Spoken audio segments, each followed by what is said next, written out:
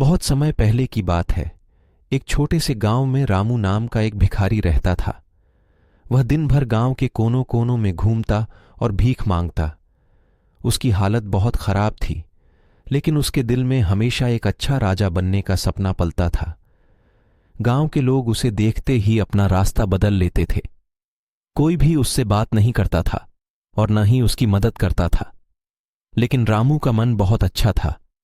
वह हमेशा भगवान से प्रार्थना करता कि उसे किसी भी तरह से एक मौका मिले जिससे वह लोगों की सेवा कर सके। एक दिन एक अजनबी गांव में आया। वह बहुत ही साधारण कपड़े पहने हुए था, लेकिन उसकी आंखों में एक चमक थी। उसने गांव के लोगों से पूछा, यहां कोई है जो राजा बनने का सपना देखता है? गांव के लोग हंस पड़े और कहा, यहां एक ही व्यक्ति है जो हमेशा राजा बनने का सपना देखता है, और वह है रामू भिखारी। अजनबी ने रामू को बुलाया और कहा, रामू, तुम राजा बनना चाहते हो? रामू ने हां में सिर हिलाया। अजनबी ने कहा, मैं तुम्हें एक मौका देता हूं, लेकिन इसके लिए तुम्हें अपनी ईमानदारी और सेवा भावना साबित करनी होगी। रामू ने यह सुनकर सोचा कि यह उसके जीवन का सबसे बड़ा मौका है।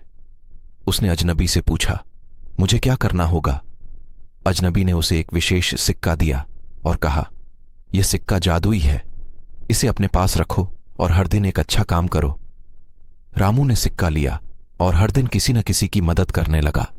उसने भूखे को खाना खिलाया, बीमार की देखभाल की और बच्चों को पढ़ाई में मदद की। धीरे धीरे गांव के लोग उसकी ईमानदारी और सेवा भावना को पहचानने लगे। कुछ महीनों बाद अजनबी फिर से गांव में आया और देखा कि रामू ने गांव में बहुत बदलाव ला दिया है।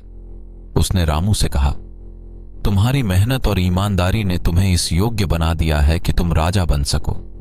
फिर उस अजनबी ने अपने असली रूप का खुलासा किया।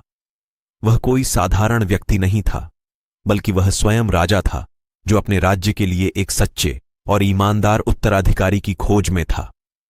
उसने रामू को अपना उत्तराधिकारी घोषित कर दिया और उसे राजा बना दिया। रामू अब राजा बन गया था, लेकिन उसने अपनी विनम्रता और सेवा भावना को कभी नहीं छोड़ा। वह अपने राज्य में न्याय और सेवा का प्रतीक बन गया और लोग उसे बहुत प्यार और सम्मान करने लगे। इस तरह रामू भिखारी से राजा बन गया और उसने यह साबित कर दिया कि सच्ची मेहनत, ईमानदारी और सेवा भावना से कुछ भी हासिल किया जा सकता है।